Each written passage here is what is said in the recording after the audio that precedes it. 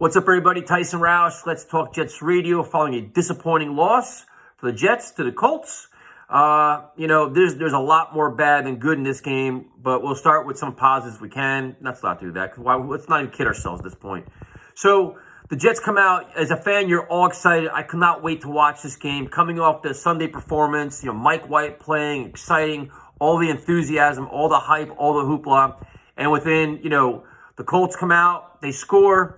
The Jets come out, Mike White does a touchdown pass, and you're like, holy shit, this is great. He gets hurt on the same play. And that, to me, sucked the life out of me because you're like, that's typical Jets, man. Like, you're exuberant about the positive, and the negative is quickly smacking in your face.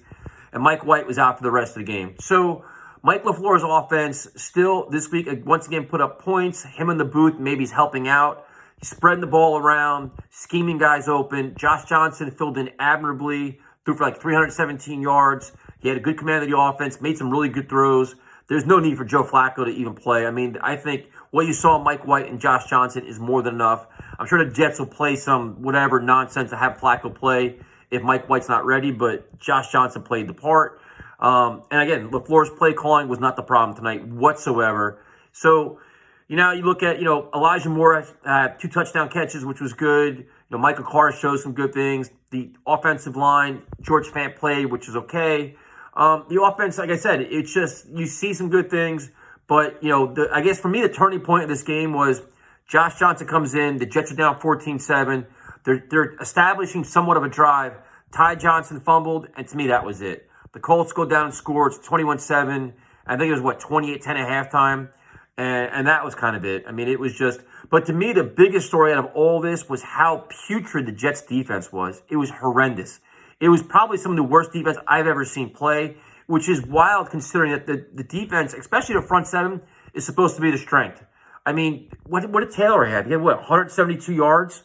They had 260 yards rushing, and it could have been more. They gave over 500 yards of offense. And to me, it's like the problem you have is this is 2 out of the last 3 games. They've been thoroughly embarrassed. And it's just not acceptable. And Saleh kind of makes all kinds of excuses and reasoning and breaking things down. This is supposed to be his strength, is the defense. And they're not making adjustments. I don't know if it's effort, if it's scheme. They told us the scheme was they're going to react and not think, but they're getting blown off the ball. And the Colts attacked the middle of defense. They went right at them. C.J. Mosley was getting manhandled. Quentin Williams was getting manhandled. They were just getting beat up all over the place. And then they played this soft zone again where the guys are running free in space.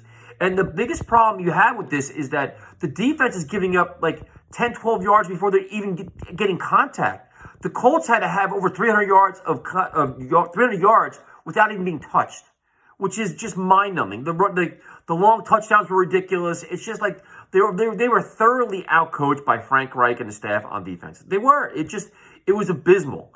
And now you have Marcus May has a serious injury, which is going to smack the Jets in the face since they didn't trade him. Now it's like, is he out for a year? How does that work with his contract and everything else?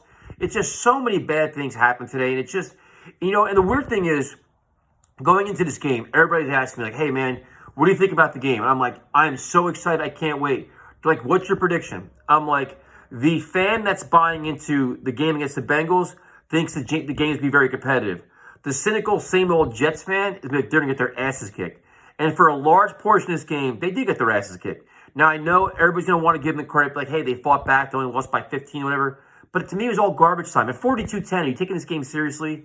Yes, they competed. You give Josh Johnson credit. The defense, late in the fourth quarter, got off the field. But there's too many other bad things that happened that it's hard to ignore. And it's like... And a game like this, you wouldn't mind if it didn't happen 2 weeks ago to the Patriots. But that game did happen. And the lack of adjustments or the reoccurring theme of bad defense is it's alarming to me. And it's unacceptable. And I don't know why Saleh can't just hold people accountable and say, hey, you know what? These guys are blowing assignments, start benching guys. And they don't do that. It's just, I don't know. It's a weird culture they're trying to establish here. And that warm and fuzzy feeling you had after Sunday is completely gone now. Now you're like, all right, now we're back to the whole, I'll keep saying it. You're only as good as your last performance. After the Bengal game, they got all the credit in the world. A clunker like this, where you give over 500 yards of offense and you look pretty much unprepared on defense for 3/4 of the game, dude, you're back to questioning things again. You're questioning, what is John Franklin Myers doing? Is he hurt? Is he not? What are they doing? And it's just disappointing and sucks. So I probably missed a lot of stuff. It's late at night. I gotta work tomorrow morning. So we'll be live Friday night at 8 o'clock to just recap things and answer questions and comments. But overall, it's a very, very disappointing performance on a primetime stage. It's like you want to see better. And I get the Mike White injury was disappointing. It broke your heart for the kid because you could see how important it was to him. Like you could see he wanted to play so bad, and he's on the sideline on the iPad trying to figure things out. But the Jets offense picked him up. They kept doing things. They kept making plays. They spread the ball around. Ryan Griffin had some catches, and Tyler Kroft before his injury. They did a lot of good things. And Denzel Mims, what happened there? I don't know what the hell is in his head, but he had, 2 drops, maybe 3 drops? So, not good. Not good at all. So, I didn't check all my notes. It's like I said, it's 12:30 at night, and that's it. So, have a good night. One positive out of all this is that Sunday you can watch whatever game you want. Enjoy real football. Take care.